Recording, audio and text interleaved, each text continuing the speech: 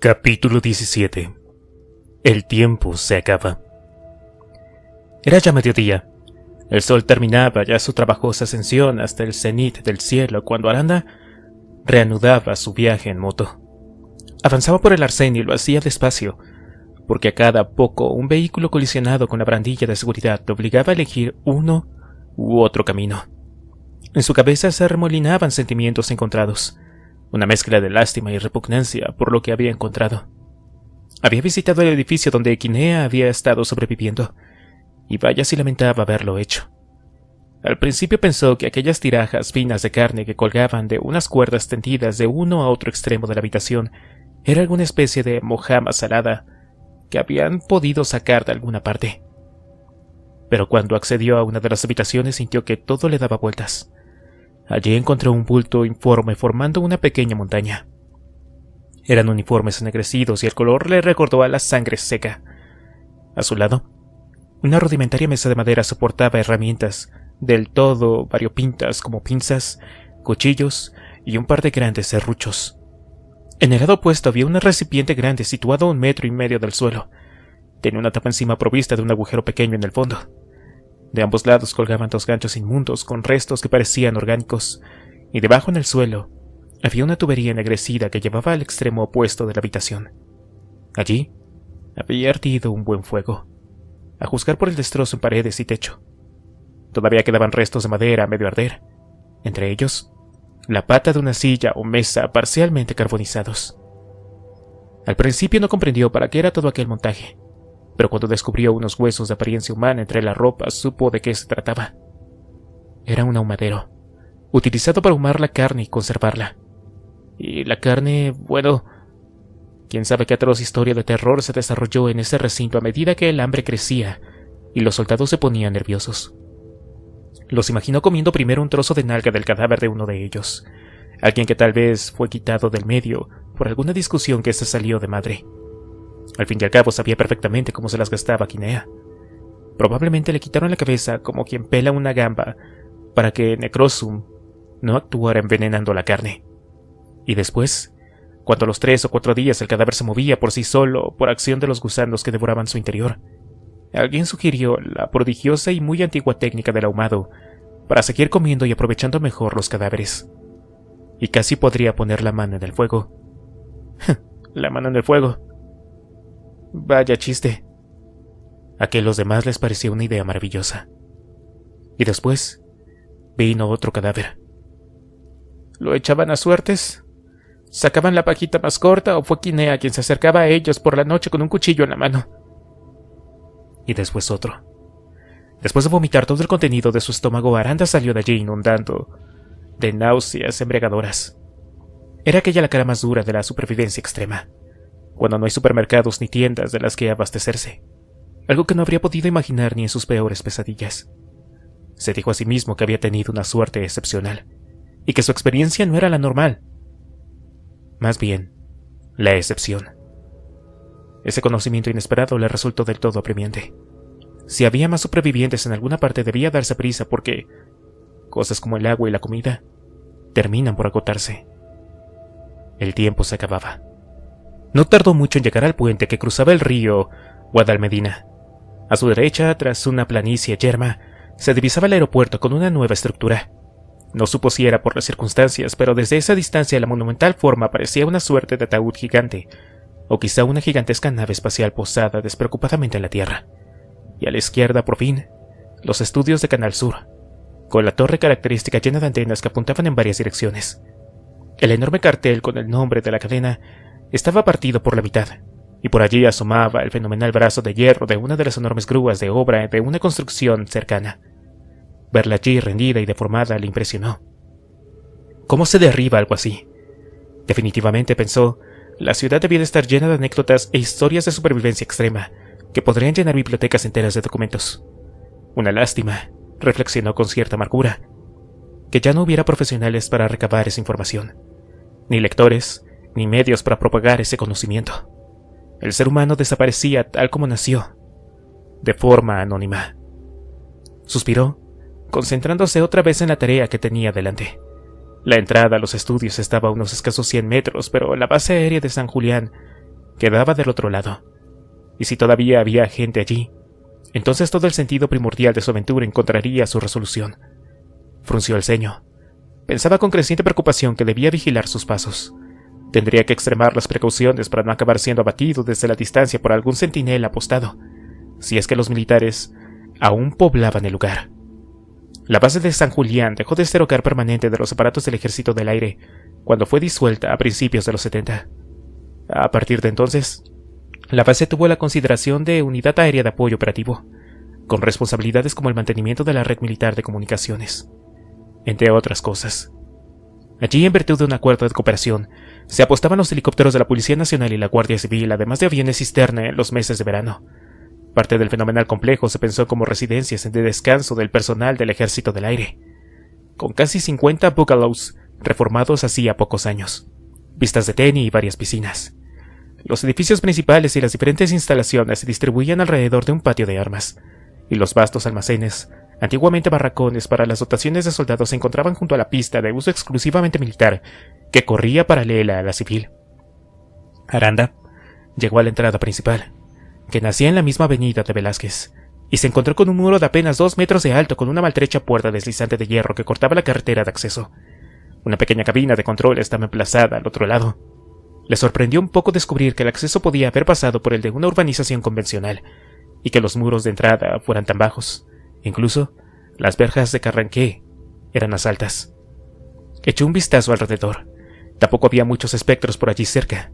Había uno apoyado en la puerta abierta de un auto que tenía todo el frontal hendido. Casi parecía que acababa de colisionar y aún se encontraba en estado de confusión. Otro se arrastraba con visible determinación usando los brazos por el asfalto.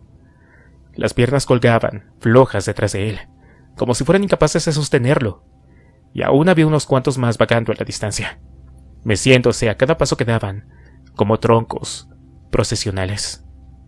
Tampoco había ningún centinela a la vista, tan solo una recta carretera que se adentraba en la base entre una tupida arboleda. Aranda abandonó la moto y saltó el muro utilizando una señal de stop, como apoyo para superar la puerta de hierro. Mientras lo hacía, contraía los músculos de la barriga, como si temiera que algún francotirador camuflado fuera a dispararle a la cabeza confundiéndolo con uno de los zombies. Pero no ocurrió nada de eso, y cuando sus pies se posaron en el suelo, al otro lado empezó a pensar en 3 meses. Eso era muchísimo tiempo. Hooker y el resto del personal probablemente se habían marchado en uno de los aviones de la base hacia algún destino más favorable, probablemente Madrid o Barcelona, donde a buen seguro habían grupos organizados trabajando con Necrosum. Decidió no avanzar por la carretera, sino por el lado izquierdo entre los árboles. A algunos cientos de metros se divisaban construcciones parcialmente ocultas por los altos y delgados troncos que tenían el aspecto de ser pequeños apartamentos de verano, con terrazas en la parte frontal y una disposición que buscaba la individualidad. Ahora, entretejido con el frufru de las hojas en los árboles, percibió el rumor distante y confuso de lo que parecían ser voces. El sonido llegaba entrecortado, probablemente debido al suave viento racheado que venía hacia él, por entre los árboles. Respiró hondo, súbitamente excitado por la posibilidad de encontrar allí un reducto militar. Él había sido el último en ingresar en la comunidad de Carranqué, y aunque nadie lo había mencionado, era un dato espeluznante. Se trataba de una ciudad entera, casi 600.000 habitantes, y ya no llegaba gente nueva. No se veían luces por la noche, no había señales en el cielo ni humo en las azoteas. No hablaba nadie por la radio, por difícil que fuera de creer. Y mientras esos funestos pensamientos le asaltaban, se dijo que más le valdría a los militares tener una buena excusa para no haber acudido en su ayuda. Entonces, la madera de un tronco que tenía junto a su cabeza estalló en varias decenas de pequeñas virutas, y después llegó el sonido retumbante y estremecedor de un disparo que se abrió hueco en el silencio reconfortante de la arboleda como un trueno. Aranda se agachó atendiendo su instinto, súbitamente sobresaltado. Soltó una exclamación de sorpresa y decidió tumbarse en el suelo. Era justo como había temido. Decidió hacerse notar como un ser humano, de la única forma que podía distinguirse de un zombi. «¡Oiga, no dispare!», gritó, levantando un solo brazo y agitándolo en el aire. Se produjo un silencio eterno en el que el sonido de su propia respiración parecía llenarlo todo. Escudriñaba como podía la distancia, intentando divisar al autor del disparo entre los árboles. Pero durante un buen rato el horizonte permaneció inalterable. «¡Por favor!», gritó de nuevo. «¡Soy un ser humano!». Silencio y más silencio. Por fin, el ruido crepitante de la hojarasca empezó a ser audible a su izquierda. Aranda giró la cabeza y vio a 2 hombres armados avanzando hacia él todavía a cierta distancia. Esperaba ver soldados vestidos de uniforme, pero aquellos hombres eran civiles. Las ropas de uno de ellos parecía incluso demasiado grande para su tamaño y colgaba en pliegues desiguales. «¡Soy un ser humano!», gritó, todavía sin atreverse a mover un solo músculo. Era la 3ª vez que lo encañonaban y la segunda en el mismo día. Suponía que eso era lo que ocurría en todas partes del mundo, allí donde 2 supervivientes se encontraban. ¿Cuántas víctimas habrían causado el miedo? ¿Cuántas muertes habrían producido por el solo temor que a otro ser humano te arrebate lo poco que tienes? «No te muevas», dijo uno de los hombres cuando estaban ya a unos 10 metros. Ambos le apuntaban con algún tipo de ametralladora. «Sí, de acuerdo, no lo haré», contestó Aranda, intentando sonar colaborador. «Por Dios», exclamó el otro hombre. «Te lo dije, es un tipo de verdad». «¿De dónde carajo salió?», preguntó el otro visiblemente sorprendido. «Oye», llamó su compañero, ¿hay alguien más contigo?» «No, no, vengo solo», contestó Aranda. Los 2 hombres se dijeron algo en voz baja y asintieron en silencio, mirando con suspicacia no solo a Juan, sino también a su alrededor. «Ponte de pie, pero despacio», pidió uno de ellos al fin. Aranda se incorporó con ambas manos en alto y los encaró. Parecían algo mayores, entre 40 y 50 años. Ambos lucían pobladas barbas desmañadas, y sus ropas estaban mugrientas y desvaídas, como si hiciera bastante tiempo que las llevaban. Parecían indigentes. Gente de la calle que ha descuidado su aseo más de lo debido. Uno llevaba un chaleco lleno de bolsillos que a Aranda le recordó el de los pescadores o los fotógrafos, y su compañero lucía un pañuelo rojo en el cuello. Lo que captó más su atención fueron sus ojos. Eran pequeños y estaban hundidos entre las arrugas que los circundaban. Pero allí despuntaba un brillo frío. «Sí, no tiene miedo. La situación les es normal», se dijo Aranda. «Estos hombres han pasado por esto demasiadas veces». «Hola», saludó entonces, intentando romper con la hostilidad que se respiraba en el ambiente. Se sentía como embarcado en una extraña sensación de déjà vu, como si descendiera por un túnel intentando superar una experiencia vivida hace solo unas pocas horas. «Es un placer ver gente viva de nuevo». «¿De dónde carajo saliste tú?», preguntó el hombre del pañuelo rojo. De pronto, sintió un brote de duda aflorando en su interior. Lo que tenía delante eran civiles armados en un campamento militar con tablas suficientes para parecer mercenarios curtidos en 1000 historias de combate. Gente que parece acostarse con la ropa puesta y dormir con un cuchillo en la boca un día tras otro. Era demasiado pronto para juzgarlos, y lo sabía, pero siempre había confiado mucho en su intuición con la gente. Sabía calar bien a las personas, una especie de sexto sentido que le había servido muchas veces a lo largo de su vida. Aquellos hombres no destilaban la calidad humana de la gente que había encontrado en Carranqué. Allí el destino parecía haberse confabulado para reunir gente de bien, y no podía pensar en nadie que le hubiera hecho saltar la campana de alerta como no fuera Branco, de mirada esquiva y mascullador nato. Pero incluso él parecía haber sido digerido por el ambiente de cordialidad que allí se generaba. Estos 2, en cambio, parecían más bien del otro tipo de gente. No de los que forman parte de una comunidad, sino más bien de los que se quedan al otro lado de la puerta e intentan arrebatar lo que hay dentro. Entonces, ¿les revelaría tan pronto la existencia de Carranqué? Pensó que no. Al menos no todavía. A ver cómo van las cosas. Vengo de Málaga. Se me ocurrió que aquí podría haber militares que pudieran ayudarme. Los hombres intercambiaron una breve mirada. ¿De Málaga? Sí, así es. Pañuelo Rojo sacó una pequeña radio del bolsillo y lo accionó. El aparato crepitó con un crujido. Paco, ¿me oyes? Un aparato de radio. Aranda apretó los dientes. Cuán fácil hubiera sido localizar alguno para estar en comunicación con Dowser y los otros. ¿Cómo no se le había ocurrido antes? No sabía muy bien cómo funcionaban, pero sí sabía que algunos modelos podían dar una cobertura de hasta 60 kilómetros, más que suficiente para estar al habla con Carranqué de forma permanente. «Te escucho, Sombra», dijo una voz. Sonaba alta y clara, aunque amortiguada como si el sonido surgiera del interior de una lata. «Tengo un tipo del exterior. Se ha colado dentro. Te lo juro». «Te lo juro», pensó Aranda con suspicacia. «El opio de los mentirosos». «Repite eso, Sombra», dijo la voz. Sombra se dio la vuelta y se alejó un par de pasos como para hacer la conversación más privada. Sin embargo, Aranda todavía pudo seguir escuchándolo. «Que tengo aquí a un tipo en la entrada de la carretera. Se ha colado no sé por dónde. Dice que viene solo, de Málaga. ¿Qué carajo? Contestó la voz. Tráelo aquí. No, espera. Si está herido ya sabes. Mira si tiene armas. Y te mando a alguien para que vigile la entrada. Bien, de acuerdo. Se acercó de nuevo a donde estaba su compañero mientras devolvía la radio a su cinturón. Oye, tranquilo, no estoy herido, comentó Aranda, todavía con los brazos en alto. Pero tengo una pistola en la mochila. Sombra se acercó un poco más y le miró de arriba a abajo mientras caminaba a su alrededor. De acuerdo, pásame la mochila y ponte en marcha. Caminaron en hilera por la carretera principal con Aranda entre los dos hombres. Después de un rato el camino describía una suave curva hacia la derecha. Había árboles a ambos lados, pero en el margen más meridional había un buen montón de bungalows. A pesar de la situación, Aranda reconoció para sí que el lugar era extraordinario para fundar un asentamiento de supervivientes. Allí olía a pino y a hierba, y también a madera tibia calentada por el sol, y esas cosas pueden ayudar a sobrellevar mejor el día a día. Volver a la naturaleza, escapar del sarcófago de cemento que ahora era la ciudad. Por un momento se imaginó a su gente organizando barbacoas entre los árboles o fumando tabaco alumbrados por pequeñas antorchas a lo largo de los días de primavera que estaban por venir. Y en verano se tumbarían en la tierra y mirarían las estrellas, resplandecientes sin la contaminación lumínica de antaño. Secretamente rezó a Dios para que todo fuera bien. Este lugar es enorme, comentó Aranda, más para tantear a los hombres que a otra cosa. Pero para su consternación, nadie dijo nada. Oye, dijo Sombra al fin, después de un rato. ¿De verdad vienes de Málaga? Sí, claro. Pero carajo, ¿y los zombies? Bueno, aprendes a moverte entre ellos si tienes cuidado, dijo Aranda, decidiendo inmediatamente que su pequeña habilidad también sería un secreto por el momento.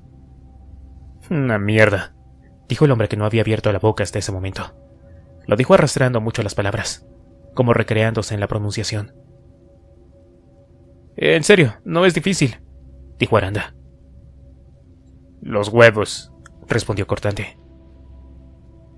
A lo mejor piensas que he venido volando. Sombra rió a su espalda. Sí, claro. Muy máquina, ¿no? Dijo. No te interesa decirle esas cosas al polaco. Si lo hubieras visto hacer lo que yo, en serio que no se lo dirías. ¿De verdad eres polaco? Quiso saber Aranda de nuevo, intentando salir de una rama de la conversación en la que no deseaba meterse. No es polaco, amigo, dijo Sombra todavía riendo. Lo llamamos así porque se llama Ramón García González. ¿Lo pillas? Pero ahora el camino les llevaba a la entrada de un recinto, un arco de gran tamaño parcialmente cubierto por grandes árboles que crecían en unos frondosos parterres, y nadie dijo nada más. La entrada era amplia, y si bien una vez estuvo protegida por barras de seguridad, ahora habían desaparecido. 3 hombres los esperaban allí. El que estaba en medio parecía el más corpulento de los 3. Tenía ambas manos recogidas tras la espalda, en las piernas ligeramente separadas. Su expresión era afable a pesar del ceño fruncido, suavizada por una media sonrisa dibujada en su rostro. Aunque los 3 le estudiaban con interés a medida que se acercaban, su mirada directa parecía ejercer una poderosa atracción, y Juan se descubrió avanzando directamente hacia él. Se adelantó 2 pasos para recibir a Aranda. Esto no lo esperaba ni en 1.000.000 de años, comentó, tendiéndole la mano. Aranda se le estrechó. Un superviviente, que además fue por ahí solo y ni siquiera va armado. Ha dicho que tenía una pistola, dijo Sombra mostrando la mochila. Una pistola, exclamó con socarronería. Pero qué huevos tienes, ¿eh? ¿Cómo te llamas? Me llamo Juan Aranda. ¿Y vienes de la ciudad? Juan asintió. Mientras lo hacía no pudo evitar fijarse en una pila de cascos militares que habían amontonados junto al arco de la entrada. El tiempo y la lluvia les habían dado un aspecto gris y abandonado, como si fueran reliquias de tiempos pasados. El hombre parecía adivinar lo que veía por la dirección de su mirada. ¿Y qué hay de novedades allá afuera? Preguntó entonces. ¿Quedan otras personas? ¿Has podido contactar con alguien? Sí, yo... empezó a decir, pero el hombre chapoteó la lengua y le interrumpió. Bueno, tendrías mucho que contar, pero lo primero es lo primero. Son las normas. Y no habríamos sobrevivido tanto tiempo si no prestáramos atención a las normas. Te va a ver nuestro médico para ver si estás en una pieza, ¿entiendes? Tuvimos problemas en el pasado con gente que tenía heridas y se convertía en zombies cuando menos te lo esperaban, y eso está jodido. Juan asintió de nuevo. Contaba ahora con la certeza de que tenía delante algún tipo de líder. El jefecito del campamento. Si así era, probablemente no quedara ya ningún militar en la base. Quizá eran ellos los militares.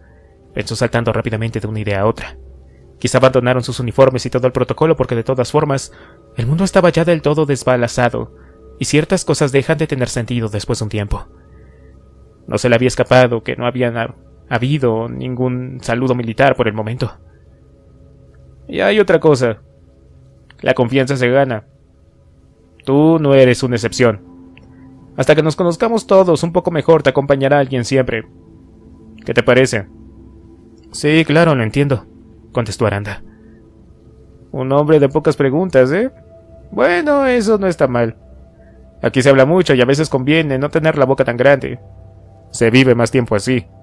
Sombra agachó la cabeza y empezó a mover los pies intranquilo. Aranda supo que en las palabras de aquel hombre había un contenido helado. Pero por ahora se le escapaba. «¿Qué huevos tienes?», comentó de nuevo asintiendo lentamente con la cabeza. Luego, después de un incómodo silencio que le pareció que no iba a terminar nunca, se volvió hacia Sombra. «Llévalo que lo mire, Hooker. Y que todo esté en orden, ¿quieres?». Cuando terminé. «Si es que todo está bien, lo llevas a mi despacho para que podamos hablar». La mención a Hooker le arrancó un destello de esperanza. También se contuvo para no revelar nada por el momento. Estaba allí mismo después de todo. ¿Cómo encajaba un científico? ¿Un experto en pandemias? ¿En semejante lugar? No lo tenía claro todavía, pero quizá pronto lo descubriría.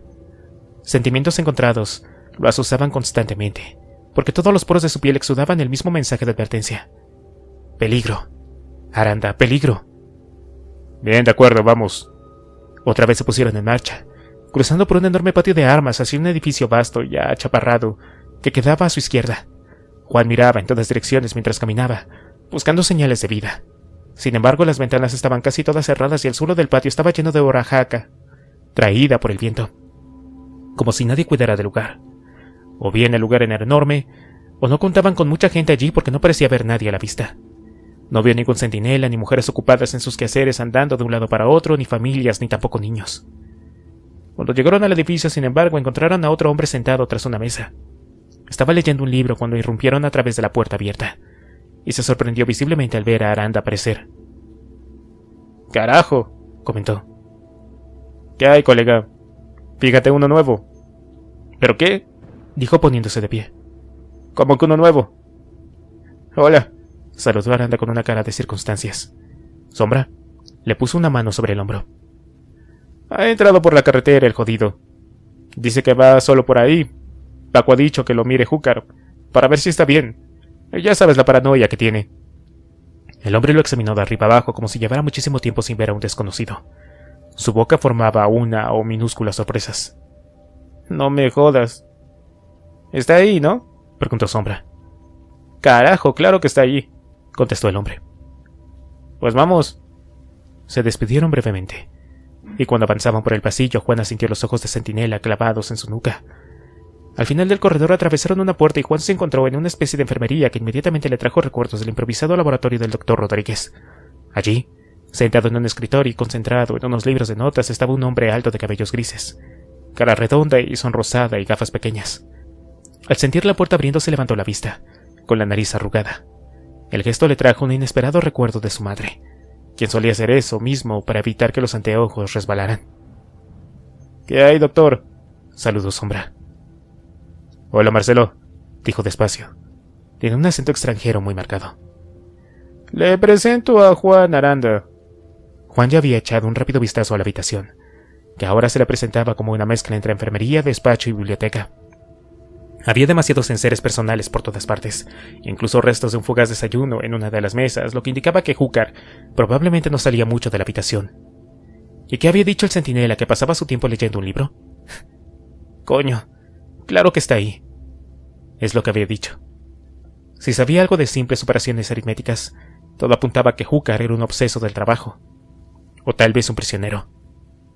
Un doctor. Un médico, pensó. Eso bastaría a cualquier mercenario en un mundo destruido y hostil para mantenerlo con vida. ¿Acaso Rodríguez no había sido esencial en Carranqué? No se le ocurrió una profesión más imprescindible en el nuevo orden mundial. «Profesor», saludó Juan tendiéndole la mano. «Es un placer conocerlo». Por unos momentos Júcar pareció sorprendido, pero después se adelantó para devolverle el saludo con una pequeña sonrisa bajo las mejillas. «Es un placer, señor». Se ha sorprendido y complacido de que se le salude cordialmente, pensó Aranda sumando puntos a la teoría del prisionero mentalmente. «Juan viene de fuera. Se nos ha colado por la puerta de la carretera. Pensamos que era un zombi. Casi le pegamos un tiro en la cabeza, ¿verdad?», rió brevemente. La risa brotó como la de un burro demasiado cansado. «Paco quiere que lo examine, Doc. Ya sabe, como hace con todos». Júcar, que no había dejado de mirar a Juan durante todo el monólogo, asintió y pidió a Aranda que se desnudara. Le miró los ojos, la garganta, lo auscultó y le examinó el cuerpo en busca de heridas y cardenales, sin hallar nada que le preocupara. Sombra, mientras tanto, permaneció en la habitación, aparentemente más interesado en un libro de anatomía de Testut Latterjet. Pasaba las páginas y leía de atrás para adelante y luego al revés, y de vez en cuando se detenía en algún párrafo que le llamaba la atención. Leía moviendo los labios sin pronunciar palabras, como quien tiene poco hábito de lectura. Júcar, que estaba preparando el tensiómetro alrededor del brazo de Juan, lo miró de reojo y comentó: «Entonces, señor, ¿es prisionero también usted?». De repente Sombra levantó la vista del libro con una expresión extraña con el rostro. Parecía a punto de decir algo, pero era incapaz de decidir si hacerlo o no. Aranda, aunque lo había sospechado, sintió una repentina pesadumbre al recibir el sutil mensaje de Júcar. No había lugar para prisioneros en Carranqué, como no fuera el padre Isidro. Tampoco vagabundeaban todos con armas, porque se demostró lo que Nietzsche ya escribió en sus días, que si miras el abismo siempre devuelve la mirada, que las armas se dejaron para un grupo selecto de gente dedicada a esas tareas. Aquel era, sin género de duda, un campamento diferente. Sin embargo, celebró en silencio que Júcar hubiera decidido enviarle ese aviso. Se dijo que tenía que conseguir hablar con él en privado. «No lo sé», contestó al fin con sencillez. «¿Por qué está usted prisionero?». Entonces, Sombra dejó caer el libro y se acercó a ellos. «Bueno, vamos, ¿cuánto le queda, Doc?». No mucho», comentó Júcar. El cerebro de Aranda funcionaba a toda máquina. Se sentía como si estuviera en el arcén de una estación rodeado de trenes a punto de partir. El humo de los frenos y los pitidos de las locomotoras lo rodeaban, apremiándole a tomar la decisión de qué tren tomar. Tenía que hablar con Júcar en privado, y si salía de allí y le llevaban con el líder, quizá no tuviera otra oportunidad. «He estado vomitando, Doc», soltó entonces, atendiendo a un repentino destello en su mente. «¿Ninco?», preguntó Júcar, expresándole en su lengua materna. «¿Tiene fiebre?». Sombra retrocedió un par de pasos. «Sí, también he tenido fiebre». Júcar asintió, tomó una silla y se sentó enfrente de Juan para palparle los ganglios del cuello. «¿Qué tiene?», preguntó Sombra. En su cara se podía ver los versos del miedo. Inconscientemente había levantado el fusil y Aranda experimentó un súbito deje de incertidumbre. «Creo que me he pasado. Esta gente no tiene ni puta idea. Apuesto a que fusilan a cualquiera que se despierte con un puto resfriado. Apuesto a que por eso son tan pocos. Creen que el necrosum te pilla a la hora de comer y por la tarde ya eres un zombi. Me va a meter un balazo entre los ojos y me tirarán en una zanja llena de cadáveres y gusanos gordos como mazorcas de maíz». «Tranquilo, este hombre no es un peligro», comentó Júcar al fin. «Pero tengo que tener en el... Valbonta, surveillance, vigilancia». «Carajo», dijo Sombra. «No sé cómo va a tomarse eso, Paco». «Pues... ve a avisarle. Voy a examinar ahora mejor». Sombra sintió y escudriñó a Aranda. Este era un joven y tenía además la cara añiñada, y en algún momento pareció decidir que no representaba un peligro. «Bien, de acuerdo», soltó al fin. «De todas formas, por su seguridad, Doc, debería mantenerse alejado».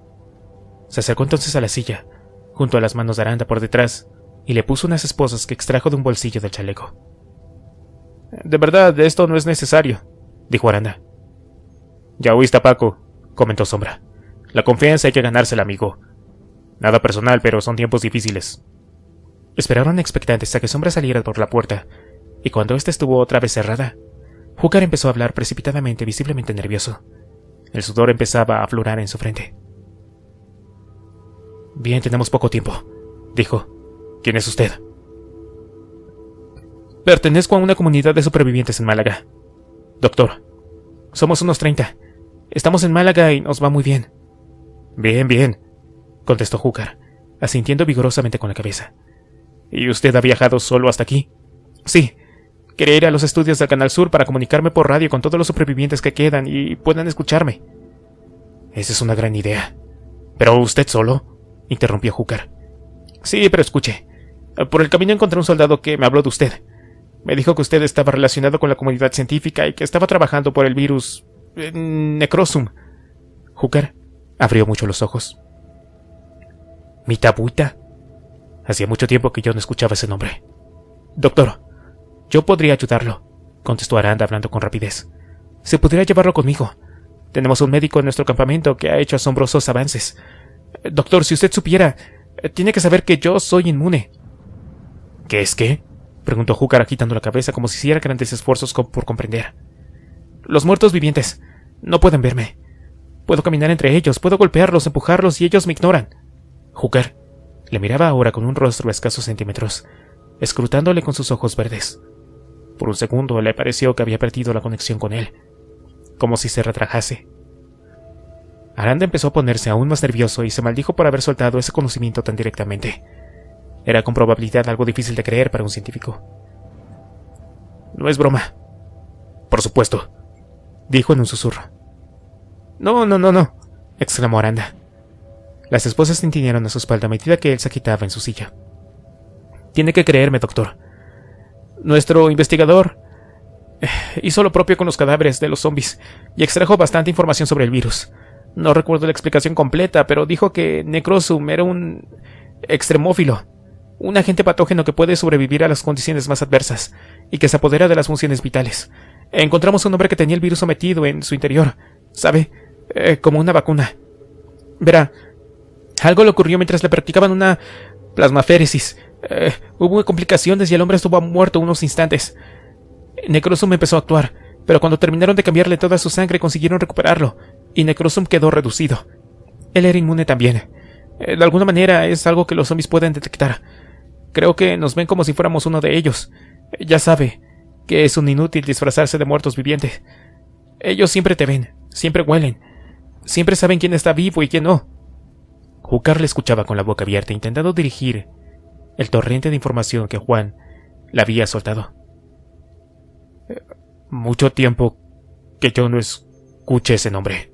Necrosum», dijo Hooker, algo apesumbrado, como si él mismo nunca hubiera tenido o nunca hubiera estado a cargo de ese poder oscuro e invisible. «El nombre no recuerda muy bien quién pensó. Cuando colegas y yo trabajamos en él, era todavía H1N9, el más fabuloso de todos. Pero no entiendo muy bien. ¿2 personas inmune? El doctor fabricó un suero a partir de la sangre de aquel hombre y me lo inoculó. Y funcionó». ¿Pudo reproducir ese fenómeno con otra persona?, preguntó Hooker. «Pero eso es imposible. ¿Cómo?». Aranda no contestó. Quizá porque se daba cuenta de que el doctor formulaba la pregunta como para sí mismo. Dejó que asimilara la información que le acababa de proporcionar. «Pero se da cuenta», continuó Hooker. «Usted y el otro hombre son clave de todo. Batalla contra los muertos es acabado si sacamos esa información que Misty de usted. ¿Puede imaginarse siquiera? ¿Usted lo ha pensado?». «Sí, lo sé. Por eso le pido que venga conmigo y hable con nuestro doctor. Estoy seguro de que se entenderán muy bien». Hooker suspiró súbitamente desanimado. «Ellos nunca me van a dejar salir de aquí.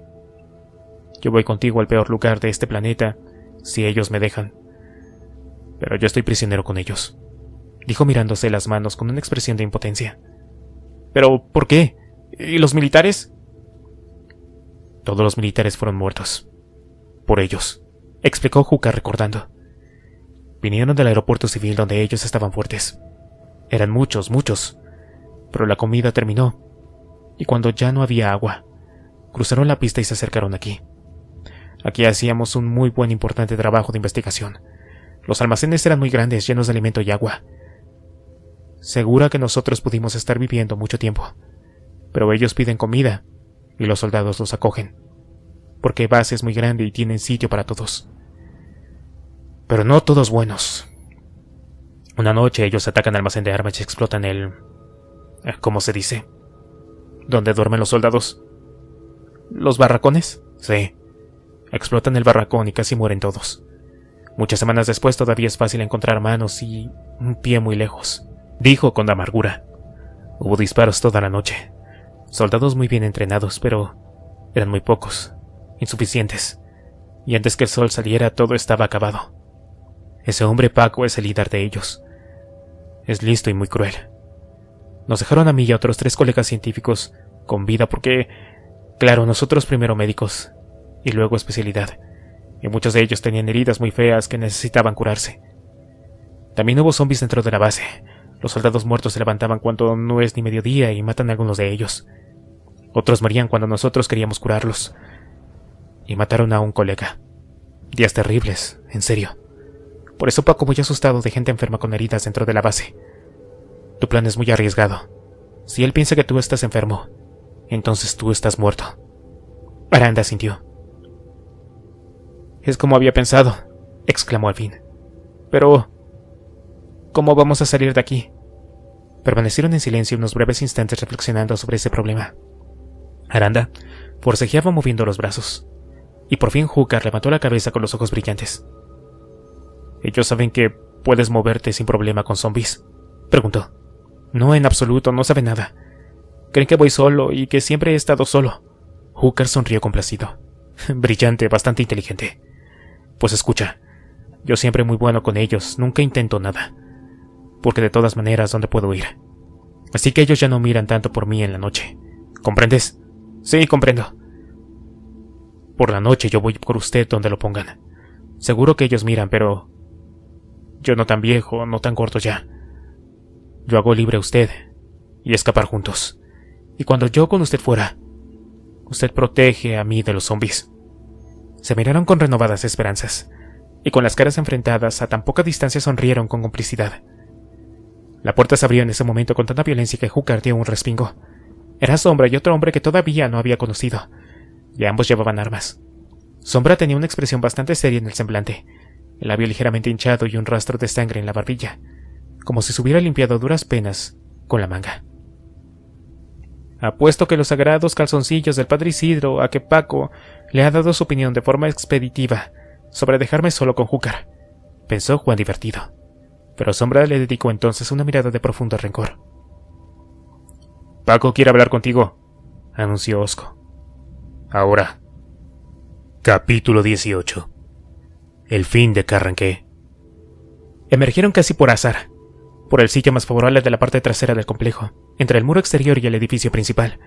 Al principio no reconocieron el lugar porque no era visible desde el escondite donde habían estado espiando el complejo, pero cuando abandonaron las alcantarillas y se asomaron por la esquina reconocieron el huerto que se empezaba ya apenas en 50 metros. Y allí estaba, algo menuda y de aspecto juvenil, la mujer que habían visto con los prismáticos. Estaba dando forma a un arbusto raquítico ayudándose con las podaderas, demasiado ensimismada como para advertir nada. Dustin pensó que de cerca era aún más hermosa. Utilizando un elaborado sistema de gestos, un lenguaje universal usado por fuerzas policiales y militares, se dieron las últimas instrucciones y se lanzaron hacia adelante. Avanzaron agazapados, a paso vivo pero sin hacer ruido. Al llegar junto al pequeño muro que separaba el huerto de la zona donde estaban, otearon con exquisito cuidado y contaron 4 personas más adelante. Además de la mujer, todos hombres de diferentes edades, desde un muchacho joven a otros más adultos. En silencio, Reza se incorporó con rapidez y disparó 4 veces en distintas direcciones. Los 4 hombres cayeron inmediatamente al suelo, privados ya del hálito de la vida. Isabel ni siquiera escuchó nada. Tan concentrada estaba en su quehacer con el arbusto. Tampoco los vio acercarse porque estaba arrodillada y de espaldas a todos. Y desde luego, cuando la culata del rifle la golpeó brutalmente con la coronilla, apenas tuvo medio segundo para pensar que algo estaba mal, muy mal, antes de perder la conciencia. «Llévatela», dijo Reza con un susurro tras comprobar su pulsación y el estado de las pupilas bajo los párpados. Algunas veces esos golpes secos podían ser demasiado contundentes. Dustin abrió mucho los ojos. ¿Vas a hacerlo?, preguntó. Por supuesto. ¿Quieres que nos sigan? Vamos, yo te cubro. Dustin asintió. Tomó a Isabel en brazos y se la colocó en el hombro, donde se quedó colgando desmadejada como un fardo. Mientras se iba por donde había venido rumbo de nuevo a las alcantarillas, Reza permaneció donde estaba agazapado, vigilando la pista y las salidas del edificio. Por fin, Dustin desapareció tras la esquina. Reza hizo sonar el seguro del cañón lanzagranadas. El sonido fue metálico y vibrante, como el de la guadaña que ciega el maíz en el maizal. Morales, que contaba ya 46 años, había pasado una noche terrible. A las 2 de la mañana se despertó con una extraña sensación de malestar, una presión en el pecho que le hizo incorporarse sobre los codos y quedarse respirando trabajosamente. La sensación de falta de aire le recordó lo ya lejano que eran los días de su juventud, cuando solía convivir con inhaladores para el asma, pero gracias a las vacunas para la alergia aquellos días pasaron y no había vuelto a experimentar nada similar desde entonces. Terminó por levantarse para beber un poco de agua de la que tenía apenas en el fondo de la botella. El suelo estaba helado y pensó con fastidio que bajara por más era algo que tendría que esperar a la mañana. Así que se refrescó la cara con una toallita higiénica, levantó ambos brazos para facilitar la entrada del aire en los pulmones y cuando se sintió un poco mejor, regresó a la cama. A las 3 menos cuarto volvió a despertarse. Había tenido un breve sueño sobre una playa donde el agua del mar era oscura como la sangre de los muertos vivientes. Una mala reminiscencia de la experiencia horrible que tuvo que vivir cuando limpiaron el parking de cadáveres 2 días antes. Las olas rompían en la orilla y traían pedazos de intestinos y venas gruesas como cañerías, y él no podía evitar pisarlas y caer, pero a cámara lenta, como si en lugar de aire estuvieran intentando avanzar por el fondo marino. Aún sentía presión en el pecho, pero se dijo que era por la impresión del sueño y luchó por quedarse dormido, lo que consiguió 20 minutos después. A las 5:13 de la mañana, tras haber pasado las horas previas dando vueltas sobre sí mismo y dormitando sin caer en el sueño profundo, lo despertó una repentina y brutal arcada. A duras penas consiguió volverse sobre sí mismo y expulsar los restos sin dirigir ese vómito, lo que era la cena. Una explosión de vómito amarillento con trozos enteros de algo que recordaba vagamente jamón. Se sentó en el borde de la cama con las manos temblorosas y empezó a preocuparse. Antes de que pudiera pensar en algo concreto, una veta de dolor súbito y punzante le recorrió el brazo izquierdo. Sorprendido intentó incorporarse, pero descubrió que de nuevo le faltaba el aire. Una sensación de ahogo que le arrancó una profunda sensación de miedo. ¿Qué carajo está pasando?, se preguntó. Pero antes de que la palabra impronunciable surgiera de forma consciente en su mente, un nuevo estallido doloroso le oprimió el pecho. Se llevó la mano en la zona del corazón y aguantó el envite hasta que pareció remitir. Ya está tranquilo, se decía, pero respiraba por la boca, y en el fondo de sus inhalaciones sonaba el pito agudo del aire silbando a través de los bronquios obturados. Se puso de pie con las piernas flojas y entonces el infarto le sobrevino con una contundencia despiadada. Lo tumbó prácticamente al instante, sin que le diera tiempo a dar un solo paso. Eran las 5:16. Cuando la luz del amanecer se deslizó sibilina por el pequeño ventanuco de su habitación, Morales estaba otra vez en pie. Tenía los pulmones encharcados de sangre, lo que el doctor Rodríguez habría dado en llamar un edema pulmonar, y una necrosis extensa en el ventrículo derecho por añadidura. Pero sus ojos blancos no sabían ya nada del corazón y sus problemas. Se suponía que hoy tenía que organizar el almacén de alimentos con otro miembro de la comunidad. Últimamente se habían descuidado un poco y costaba demasiado tiempo localizar las cosas. Luis lo había esperado ya media hora, y cansado de mover las latas de un lado para otro, él solo había subido a los dormitorios para ver si el viejo gruñón se había quedado dormido. Morales lo recibió con un gruñido gutural. «¡Oh, Dios!», consiguió decir apenas hubo abierto la puerta. 2 ojos blancos lo saludaron con iracunda magnificencia. Antes de que pudiera reaccionar, Morales se lanzó hacia él y lo agarró del cuello.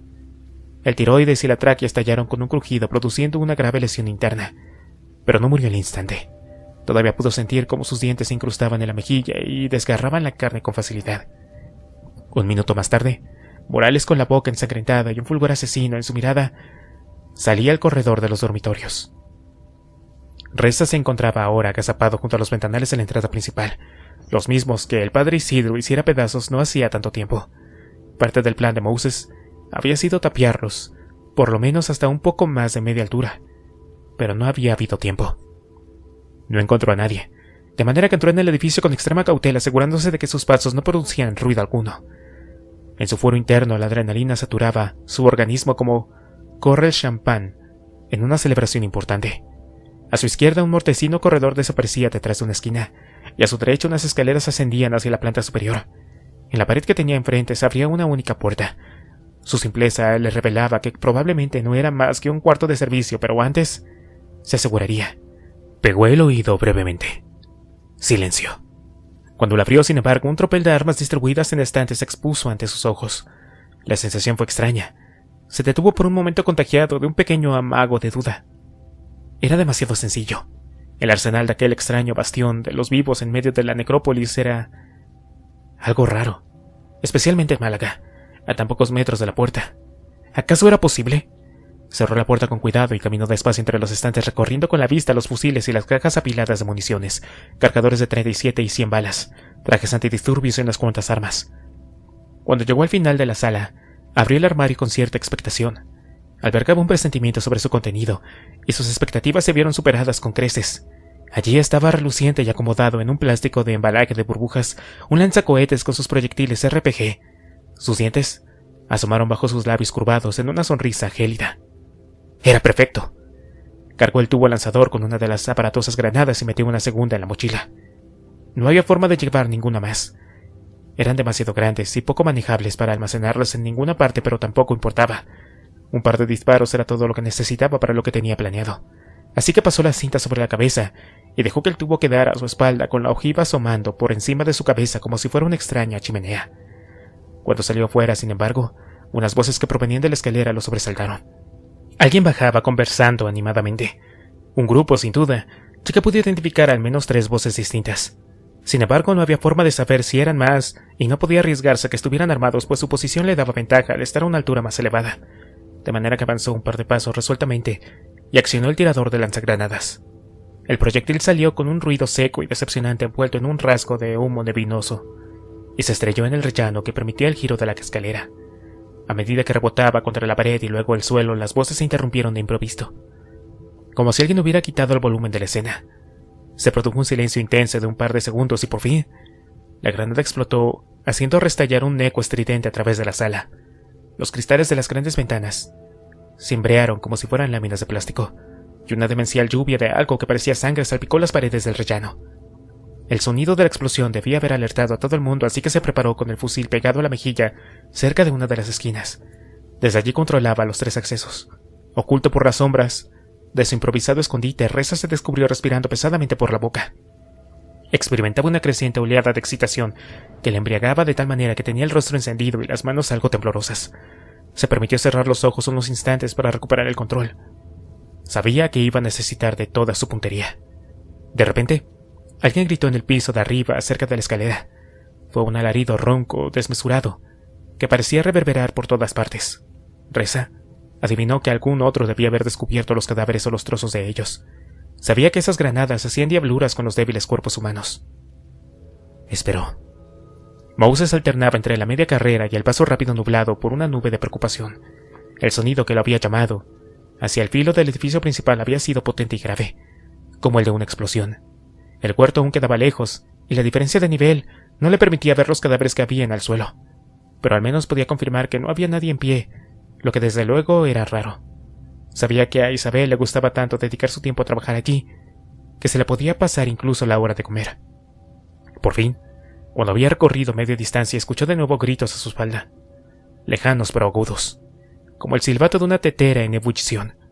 Se dio la vuelta y el pánico lo inundó como una oleada súbita de calor que le bloqueó las piernas. Los brazos colgaban pesados a ambos lados. Desde la distancia le miraba la boca oscura que era la puerta abierta de la prisión. No, no puede ser. Eso no. Y como si el destino quisiera corroborar sus peores pesadillas, una figura alta y delgada vestía algo negro y abandonó la prisión. Parecía deslizarse por el aire, como si avanzara levitando por el suelo. El padre Isidro salió a la luz de la mañana sintiendo la mente clara y despejada. De repente se sentía poseedor de unas energías desconocidas, proporcionadas según creía por el retiro espiritual al que se había entregado. Miró al cielo, límpido, y dedicó sus brevísimos instantes a agradecer a Dios esta nueva oportunidad y la sensación de triunfo que experimentaba en sus brazos delgados y fibrosos. Luego, miró al frente hacia la atalaya del pecado donde los impíos se resistían al juicio divino. Y allí, en mitad del largo paseo, divisó una figura. Entrecerró los ojos en un intento de enfocarlo bien y por fin lo identificó. Se trataba sin duda del despreciable moro que tantas veces se le había escapado. Estaba de pie, mirándole aún en unos buenos 300 metros, y por la pose que adoptaba supo que también acababa de verlo. Un espectador lejano habría tomado la escena como uno de los duelos que tantas veces tienen lugar en las películas del oeste, con los dos antagonistas enfrentados en un silencio sepulcral. El padre Isidro torció sus finísimos labios en una estremecedora sonrisa y de repente echó a correr hacia el lateral de la casa. Sabía, gracias al ventanuco de su prisión, a dónde se dirigía exactamente. En la segunda planta, algunos de los supervivientes se enfrentaban a una de las escenas más terroríficas de su vida. A excepción de la parte superior de las paredes que estaban ennegrecidas por efectos de explosión, toda la escalera estaba tintada con el color rojo brillante de la sangre que caía en hilachos espesos de un escalón a otro como una demencial cascada. Los trozos irreconocibles de sus compañeros estaban dispersos por todas partes en varios amasijos deformes, congregados junto a lo que parecía ser la mitad de un cuerpo. De este asomaba una espina dorsal como si fuera el primitivo vestigio de algún fósil. Lo que hizo gritar a Carmen, sin embargo, no fue el espectáculo de pesadilla al que se enfrentaba, sino el medio rostro que, unido al cuerpo cercenado, le miraba con un único ojo que reflejaba el horror en su máxima expresión.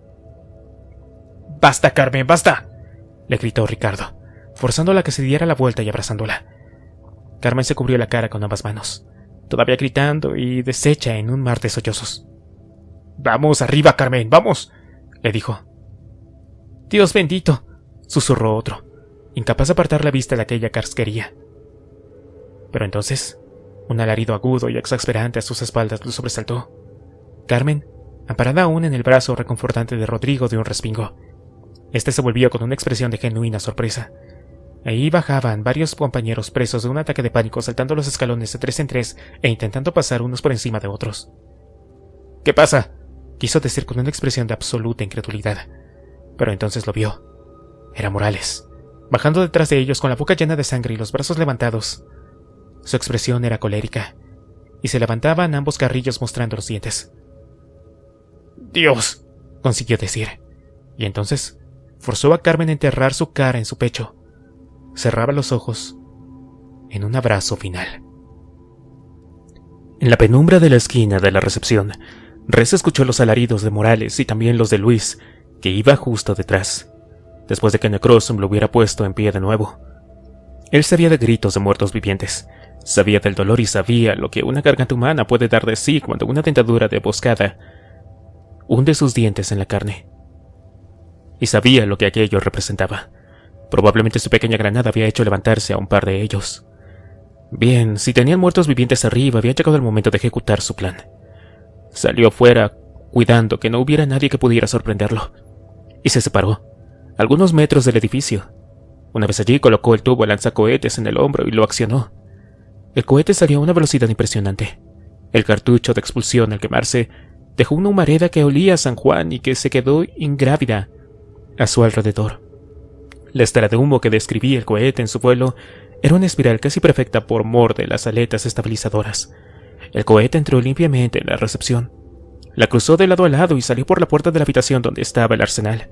Allí, chocó contra el armario que tenían al fondo y explotó. La primera explosión fue atronadora. Los cristales de la vidriera exterior saltaron por los aires convertidos en 1.000.000 de trozos pequeños. Una lengua voraz de fuego y humo salió despedida por el marco de la puerta, arrancando la hoja y haciéndola recorrer 10 metros por el aire hasta que se estrelló en el suelo, donde rebotó repetidas veces hasta quedar doblada y humeante en la calle. Apenas unos segundos más tarde estallaron las otras ojivas RPG, provocando una segunda explosión en cadena aún más potente. Esta vez, el edificio entero pareció estremecerse, causando que el techo de escayola de la recepción se agrietara. Sobre el suelo cayeron trozos de escayola y polvo como una extraña lluvia blanquecina. Los cristales del piso superior reventaron y llegaron hasta la calle, a pocos metros de donde Reza se encontraba. La deflagración posterior provocó la peor parte. No solo hizo que la munición que aún no había explotado lo hiciera finalmente, sino que conectó los fulminantes con el explosivo plástico, causando la chispa que propiciaba su detonación. El 1,5 kilos de C4 provocó que las 4 paredes y el techo fueran expulsadas hacia los 4 puntos cardinales, arrojando cascotes y trozos de ladrillo en todas direcciones. El suelo retumbó violentamente, como si se tratara de un seísmo de alta gama. forzando a Reza a arrojarse al suelo con toda la rapidez de la que fue capaz. Justo a tiempo, por cierto, ya que tan pronto tuvo la cabeza pegada a la baldosa, una inesperada nube de humo, polvo y cenizas lo superó. Se le llenaron los pulmones al instante y mientras su cuerpo se defendía con un ataque de tos, se obligó a sí mismo a cunclillarse y recular buscando aire limpio. Dentro del edificio continuaban las mini explosiones de las cajas de munición. El sonido que se mezclaba con el eco atronador que aún latía de la segunda explosión era como el de una escena de una batalla. La planta de arriba terminó por agrietarse y ceder, cayendo sobre el arsenal y la sala anexa que se usa como almacén de alimentos en grandes bloques completos. Caían retumbando, desgarrando los tabiques y debilitando la estructura, y tras esto se precipitaban los muebles, cañas, sillas y un armario. Mesas, todo en un confuso tropel que rápidamente pasaba a alimentar las llamas. En la segunda planta, Morales, Luis y los otros cadáveres perdían contacto con el suelo a medida que una grieta vibrante y atroz les arrojaba las llamas del piso inferior. Las escaleras no pudieron aguantar las heridas mortales de la estructura y se vinieron abajo lentamente, girando sobre su eje hasta que cayeron inexorables por el hueco que había debajo del techo. El humo y las llamas sin techo que las frenara ascendieron rápidamente hacia los pisos superiores, avivadas por la corriente de aire que se había formado. Muchos de los supervivientes que estaban repartidos por las diferentes estancias murieron asfixiados por las sofocantes y densas nubes en poco tiempo. Por fin, tan solo un minuto más tarde, la parte derecha del edificio cayó con toda su fantástica desproporción sobre la ala horizontal y plana que era el resto del edificio. Las cocinas, la enfermería, los almacenes y otras muchas instancias que habían sido el hogar de aquella treintena de personas fueron aplastadas violentamente por una mole descomunal de hierro, ladrillo y cemento, destruyéndolo todo bajo su paso. La muerte fue instantánea para todos los que allí se encontraban. En la calle, Reza se sacudía el polvo de la ropa y miraba fascinado la destrucción de que arranqué. Había sido aún mejor de lo que había previsto. Rápido, eficiente, demoledor. Pensó que después de todo era una auténtica pena que algo así no puntuara para el juego. El padre Isidro corría hacia su objetivo, la tapa del alcantarillado. Sabía que no resistiría un encuentro directo con aquel pagano infame hijo de 1000 padres. Pero si conseguía escabullirse y perderse por los túneles laberínticos del subterráneo, entonces recuperaría el control de la situación. Sería cosa de tiempo que ellos pagaran por no someterse a la ley de Dios. No sin esfuerzo consiguió retirar la tapa, que extraordinariamente estaba pesada para sus posibilidades. Antes de alejarse, caer abajo y perderse, echó una última mirada al moro que aún se encontraba lejos. ¿Dónde está tu Dios ahora?, dijo despacio, arrastrando mucho las palabras. Se deslizó por el agujero y desapareció de la vista. La oscuridad era un problema, desde luego, pero por ahora su propósito era poner distancia entre él y la abertura. Utilizaba las manos para buscar el camino en la completa oscuridad, rota solamente por el sonido acuoso de sus pies en el agua y el ocasional escape de las tuberías que pasaban sobre su cabeza, que provocaba un sonido de goteo lento y constante. Apenas había avanzado unos metros cuando escuchó chapoteo en el agua a cierta distancia. El árabe acababa de entrar en los túneles. A partir de ahí extremó las precauciones, cuidándose de no hacer ruido en el fondo del agua del túnel. Dentro de poco podría volver a la superficie. Allí, arropado por los resucitados, su perseguidor no tendría ninguna oportunidad. Sin embargo, el sonido lejano pero estremecedor de una segunda explosión volvió a hacerse audible, y esta vez, a juzgar por el estruendo, debía de haber sido una explosión importante.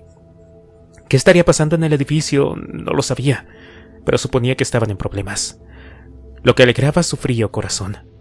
En la oscuridad del túnel, Moses acababa de escuchar la explosión, lejana pero implacable. Ahora estaba preocupado de veras. Esta segunda detonación había sido lo bastante grande como para continuar pensando en todo y en nada al mismo tiempo. Estaba probablemente bien, pero algo en su interior decía que no. En medio de la indecisión sobre si perseguir al sacerdote o regresar afuera, sobrevino un estruendo demoledor. Una tercera explosión. Fue tal su potencia en el túnel que todo pareció estremecerse. Tuvo que sujetarse con las manos en las paredes que tenían la textura blanda y desagradable del moho. Era la tercera vez en su vida que se había envuelto en explosiones, y cada vez el corazón se aceleraba más. ¡Isabel! El deseo de dar casa al sacerdote era intenso. Había entrado brevemente en la improvisada prisión y había visto lo que había hecho con el doctor Rodríguez. Le había perforado el cerebro con la aguja a través de la cuenca ocular y le había provocado una muerte instantánea. Al menos, se dijo entonces, este ya no se levantaría. No pasaría la eternidad vagando sin descanso por las calles de Málaga. Pero su instinto de protección hacia Isabel era todavía mayor. Se dio media vuelta, desesperado por encontrar de nuevo la entrada del alcantarillado. Las múltiples explosiones que llegaban desde la distancia no lo ayudaban. Sentía ahora el horror indescriptible que debieron sentir la gente en los refugios cuando se producían los bombardeos durante la guerra. De pronto, la oscuridad lo oprimía como si fuera un ente tangible y empezó a respirar pesadamente por la boca. La sensación horrible de estar sumido en la misma negrura, tanto si abría como si cerraba los ojos, empezaba a producirle una sensación de claustrofobia. Su cabeza, además, conmutaba con insistencia dos imágenes: la de su amigo el cojo, que murió en la alcantarilla como aquella, y la de Isabel. El cojo, Isabel y el cojo y Isabel. Por fin el pálido resplandor de la luz del día que entraba por la abertura empezó a distinguirse al final del túnel, y aceleró el paso, tropezando por el camino con algo prominente que no llegó a vislumbrar. Súbitamente, atenazado por un intenso dolor que surgía de la espinilla, Moses maldijo los mismísimos infiernos mientras recorría a trompicones la distancia que se separaba del túnel. Isabel, ya voy, Isabel. Cuando la fascinación por las explosiones y las llamas mermó, Reza giró la cabeza hacia la izquierda. Era hora de irse, se lo decía el instinto de depredador. La situación se había vuelto demasiado confusa y descontrolada. Parte de la fachada del edificio había desaparecido y este tenía ahora un agujero inmenso, como si un hábil cirujano hubiera retirado un cáncer. Allí las habitaciones de las plantas superiores quedaban parcialmente expuestas, y en una de ellas asomaba un precario equilibrio: una cama. Reza no quería que un superviviente asomara por algún lado y lo abatiera con un disparo. Había que moverse. Sin embargo, aún tenía una idea. Miraba ahora la puerta de entrada al complejo, dos hojas grandes de hierro cerradas con unas cadenas. Cargó una granada en su rifle y la disparó hacia allí. La granada explotó cerca de la puerta, pero cuando el humo se retiró, se reveló que la explosión no había hecho mella. Una segunda granada consiguió el efecto deseado. La primera línea de zombies que estaban detrás de las puertas quedaron gravemente afectados, pero incluso con el dorso parcialmente convertido en pulpa sanguinolenta o la pérdida de manos y brazos, irrumpieron con feroz violencia empujando las puertas con el peso de la masa. Estaban completamente fuera de sí debido al estruendo de las explosiones. Eran todos corredores. Reza se retiró veloz hacia la entrada del alcantarillado, por la que había entrado, acercándose al edificio y aprovechando el humo de las llamas como cortina para escapar mientras la masa de zombies, moviéndose como una marea, empezó a llenarlo completamente todo. Antes de doblar la esquina, agazapado en el huerto, Reza decidió aprovechar el segundo cohete. Otra vez la estela de humo surcó el aire a una velocidad endiablada y se estrelló contra el edificio en llamas.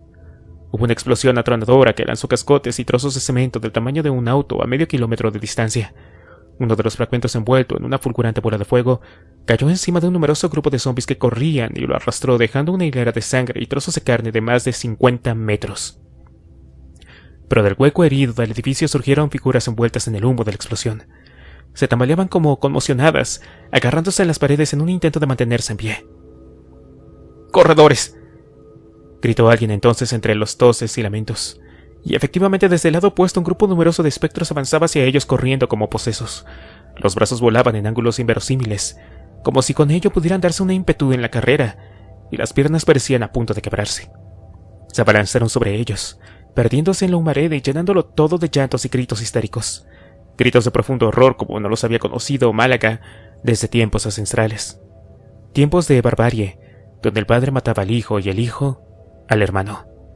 Y así cayó Carranqué, hizo comunidad de supervivientes, como tantos otros refugios que habían subsistido más o menos tiempo en todo el mundo. Víctimas, más que de la maldad que convive con el ser humano desde tiempos inmemoriales, que de la pandemia zombie en sí.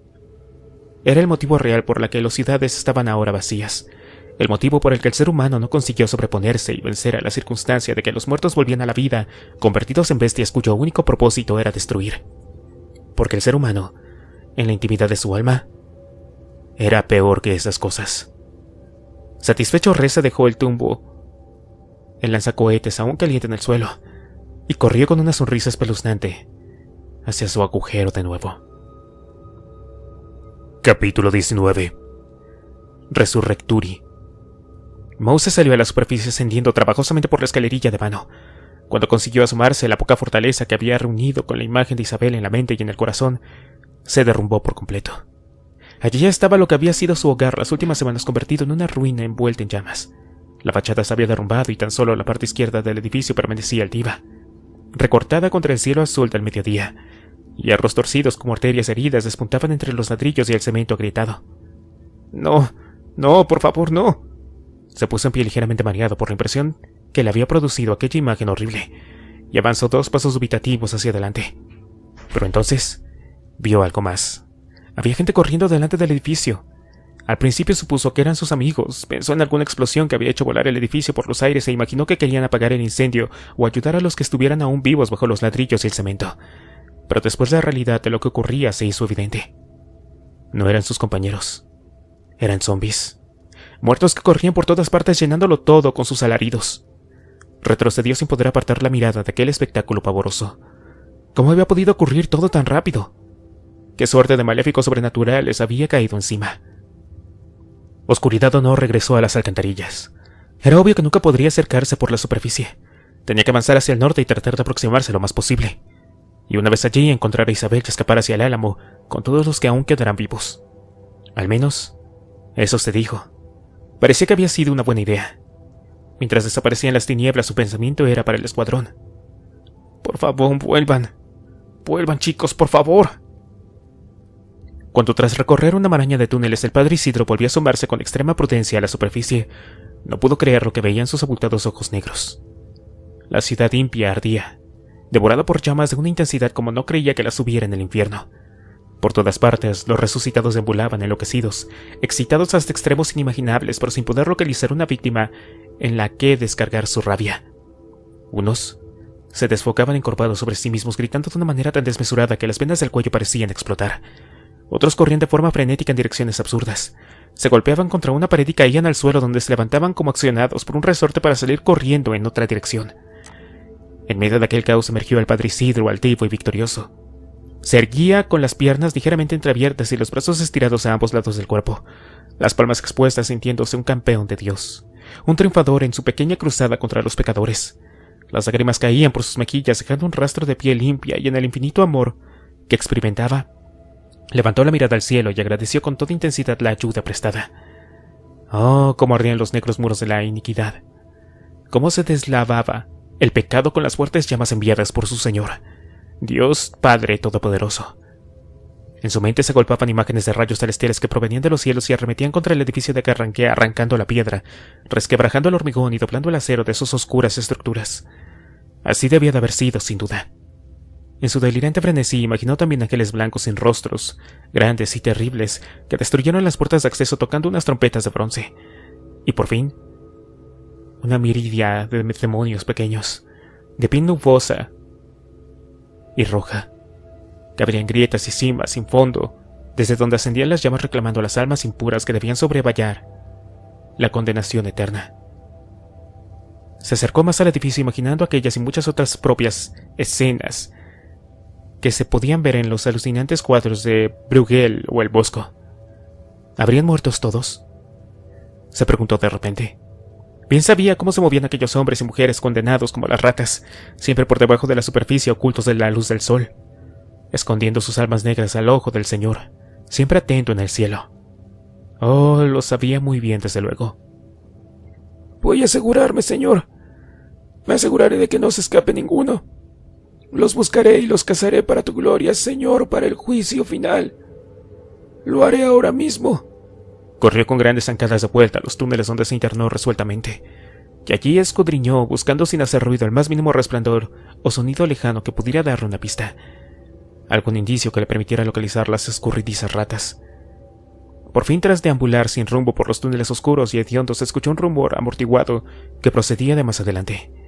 Eran voces, desde luego, voces lejanas que sonaban como ladridos de perro. Se orientó para avanzar con aquella dirección, con el cuidado de no hacer ruido. Las voces estaban cada vez más cercanas. Debían de estar ya a la vuelta de... Pero entonces, el silencio cayó sobre él. Las voces se habían apagado. El murmullo de una corriente subterránea parecía ser el único referente auditivo ahora. Se detuvo al instante. ¿Lo habían descubierto? Demasiado tarde escuchó un ruido a su derecha. Un ruido tenue y muy rápido, como el que se produce en la tela cuando se hace fricción entre sí. Apenas tuvo tiempo de sobresaltarse. Un fogonazo de luz blanca iluminó brevemente el corredor, seguido de un ruido inesperado y potente como el de un petardo. Cuando quiso darse cuenta, Estaba sentado en el suelo, con el culo sumergido en el reguero de agua ponzoñosa. Quiso decir algo, pero no tenía aire en los pulmones, como si se le hubiera escapado todo de repente.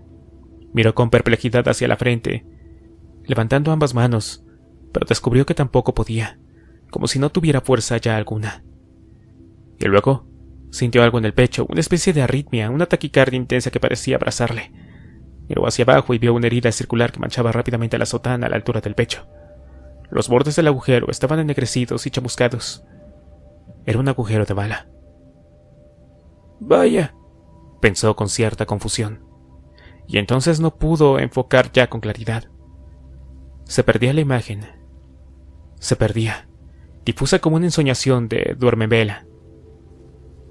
Con la mente nublada y pensando en querubines hermosos de melena dorada y rizada, el padre Isidro cayó hacia un lado, la cabeza apoyada contra la pared del túnel. Sus cabellos blancos caían lánguidos sobre su cara, cubriéndole el rostro delgado y horrible. Estaba muerto. «Te dije que había escuchado algo», dijo Dustin con la voz forzada. Llevaba a Isabel al hombro, aún inconsciente, con las manos y los pies atados. «Era una especie de anciano monstruoso», comentó Reza, con la pistola todavía en la mano. «Ya vámonos». Y se perdieron por los túneles. Después de intervenir una eternidad en cruzar las pistas deportivas por el subterráneo, Moses llegó por fin a la salida que buscaba, la que conducía directamente al sótano del edificio. No sabía cuál sería su estado, si al fuego los escombros impedirían su avance o quizá una horda de caminantes, pero era la única opción que podía manejar. Descubrió que el sótano no estaba tan mal como se había imaginado. Había grietas en las paredes, sí, y en el corredor. Parte del techo se había venido abajo y llegaba al suelo de trozos de ladrillos y cemento. También había humo, más espeso y denso cerca del techo, que estaba transitable. Al llegar al pie de la escalera se arrancaba desde allí y subía hasta la primera planta, encontrando a un hombre que había visto muchas otras veces. No podía recordar su nombre, pero creía que trabajaba ayudando en la cocina. Se acercó a él. Estaba inclinado, moviendo piedras de un lado para otro, trabajo que le suponía un cierto esfuerzo por el sobrepeso que cargaba. Tenía las ropas, las manos y la frente tiznadas de hollín. «Oye, amigo», dijo Moses, «¿qué fue lo que pasó?» El hombre lo miró y Moses pudo ver rápidamente en sus ojos que estaba en un fuerte estado de shock. ¿Qué hay, pues? ¿Qué ha pasado?, decía como ausente. «Es que la escalera... mira qué estado...» Moses lo tomó de los hombros intentando mostrarle cierto calor humano. «¿Estás bien?», le preguntó, pero el hombre por toda respuesta se limitaba a mirarlo.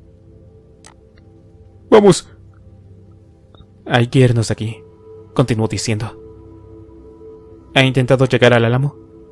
«Claro, pero ya ves, hay que limpiar esto». «Vamos, ven conmigo», dijo conduciéndolo hasta el pasillo que llevaba al parking subterráneo. Mientras lo hacía se fijó brevemente en la escalera, totalmente bloqueada por todo tipo de escombros y bloques de cemento de gran tamaño. Imposible subir por ese lado. «Oye, ¿has visto a Isabel?», le preguntó, pero no obtuvo más que balbuceos. «Isabel, ¿la recuerdas?». Otra vez nada. El hombre que se dejaba llevar, pero parecía cada vez más ensimismado. Cuando llegaron a la habitación con la brecha, Moses vio con alivio que había más gente al otro lado. Un par de personas. Atravesaron el terrible silencio del parking para reunirse con ellos. «Rafael», dijo uno de ellos avanzando hacia el hombre que iba con Moses. Como su estado de trance era patente, se dirigió a Moses. «¿Qué diablos pasó?». «Bueno, esperaba que tú supieras», dijo, con creciente inquietud. No pudo evitar por más tiempo hacer la pregunta. «¿Está Isabel con ustedes?». «¿Isabel?», preguntó el hombre que estaba a su lado. «No, lo siento, carajo. No hay nadie más aparte de nosotros». «Rafael», llamó el otro. «Rafael, ¿qué te pasa?». Pero su voz le llegaba como entre algodones. Por un instante que se le antojó eterno, Moses creyó que iba a perder la conciencia. Su visión se limitó a un tubo circular bordeado por una oscuridad impenetrable, como si de una lipotomía se tratara. Y su cuerpo pareció incapaz de sostenerle por más tiempo. La noticia era demasiado dura, desmesurada, contundente. Había visto el estado ruinoso en el que había quedado el edificio, y aunque se resistía a creerlo, la parte cabal de su castigada mente le decía con un soniquete sordo y amortiguado que nacía desde su mismo fondo, que no podía quedar nadie con vida allá adentro. Uno de los hombres se adelantó para sostenerlo. ¿Hay más gente?, le preguntó, casi zarandeándolo. —Moses, ¿queda más gente allí? El marroquí miraba sus labios, como si intentara comprender lo que decía por el movimiento de estos. —Vamos a ver. Branco, por Dios. —No —gritó Branco, súbitamente enfurecido. Era un hombre grueso, con el pelo ensortijado y oscuro. Llevaba una camiseta verde con grandes manchas de sudor asomando por debajo de las axilas y unos desteñidos vaqueros azules. Ahora su labio inferior temblaba con vida propia, y sus ojos reflejaban una cólera desbocada. —No vamos a ir a ninguna parte, carajo. El hombre desvió la mirada al suelo, incapaz de sostenerla más tiempo. Moses, entregado a una vorágine de pensamientos contradictorios, se debatía tratando de decidir qué hacer a continuación. Era el miedo lo que le impedía reaccionar, miedo a las bocas hambrientas de los muertos, a sus manos trocadas en zarpas salvajes capaces de desgarrar su carne, miedo a caer bajo su peso y sufrir la lenta agonía de la muerte por despedazamiento. Él había visto todas esas cosas y sabía que, con la escalera bloqueada, la única salida hacia la superficie pasaba por la calle o las pistas de deporte ahora infestadas de caminantes. Por otro lado, imaginaba a Isabel atrapada bajo una tonelada de roca, incapaz de moverse con el fuego abrasador demasiado cerca de ella. O tal vez, con un único brazo asomándose entre los restos retorcidos de una maraña de hierro y un zombie avanzando inexorablemente hacia éste, ávido de su carne tierna. ¿Y cómo quedarse en la aparente seguridad del parking sabiendo que podía haber otros también en trances similares? ¿Cómo podría vivir con esa cobardía en su conciencia? ¿Sería capaz de dejarlos a su merced el padre Isidro y su horda de espectros? Por fin retrocedió un par de pasos negando con la cabeza, aún sin ser consciente de lo que hacía. —Tengo que ir. Tengo que ir —dijo. —¡Están todos muertos! —le gritó Branco. —No —chilló Moses dándose la vuelta para dirigirse a la brecha. Pero cuando había recorrido apenas unos metros sintió una indescriptible sensación de dolor en la cabeza. Las luces se apagaron y ya no supo más. Aire. Abrió la boca a la vida que intentó aspirar profundamente, pero permaneció en silencio, incapaz de brincarse con el aire que tanto necesitaba, como si tuviera los pulmones llenos. Luego abrió los ojos, pero eso no representó ninguna diferencia porque estaba sumido en la oscuridad más absoluta. ¿Se asfixiaba? Su mente intentaba procesar la situación, pero todavía se encontraba muy confuso. Estaba sentado, eso lo que sabía, así que intentó levantarse, cosa que consiguió sin esfuerzo valiéndose de las manos. Fue una sensación extraña, porque en los dedos no percibía el tacto de lo que tocaba, y notaba otra cosa. Una sensación indefinida que emanaba como una fuente invisible de alguna parte de su pecho.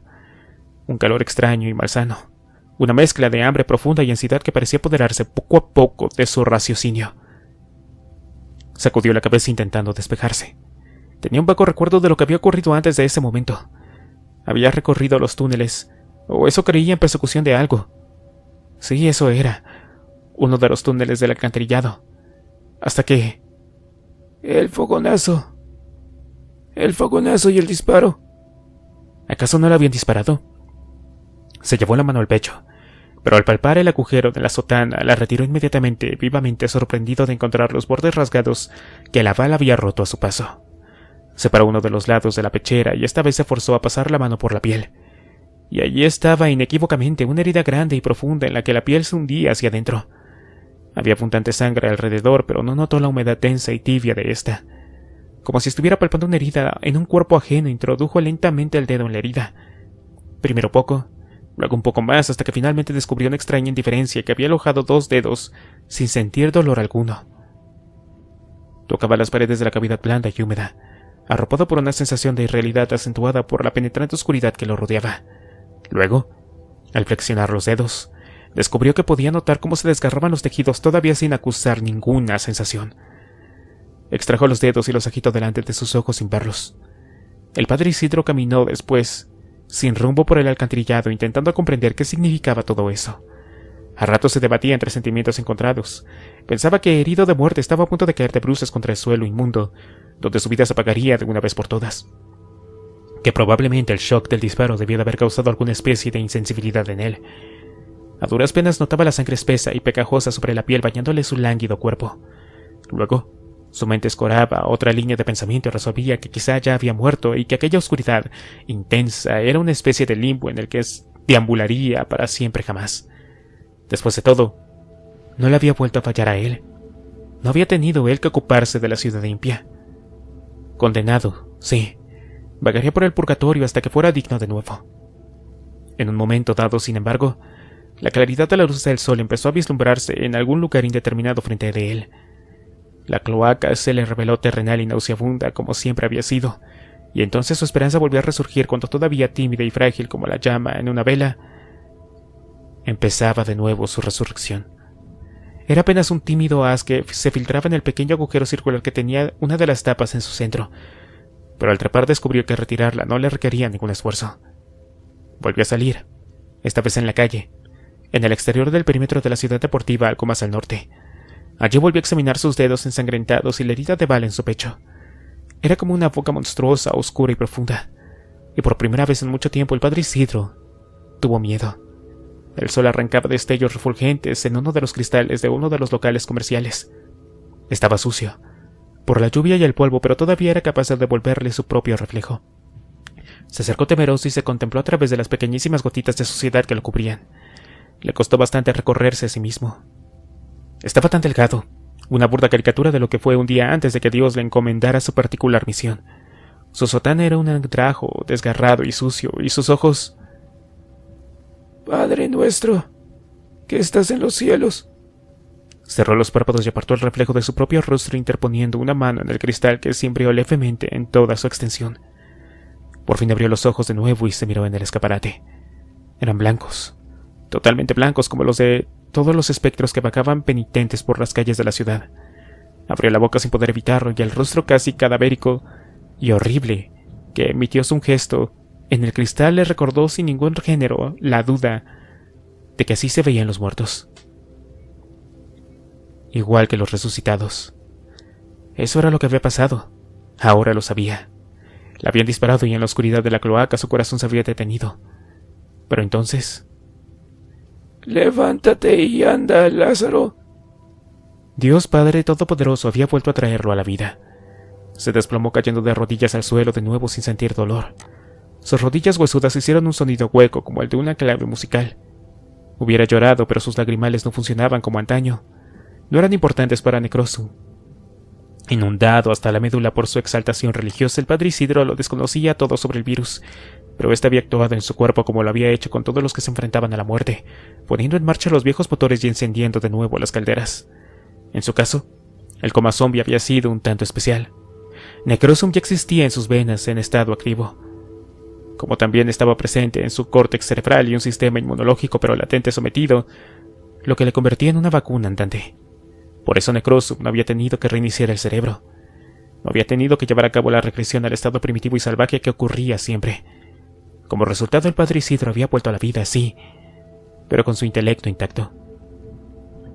¡Padre!, dijo con la voz rota. Sus pulmones estaban prácticamente vacíos, lo que confirió una voz terrorífica, pastosa y ronca. En tus manos encomiendo mi espíritu. Y a modo de respuesta divina, el último trozo de edificio aún en pie terminó por desmoronarse en un estrépito ensordecedor.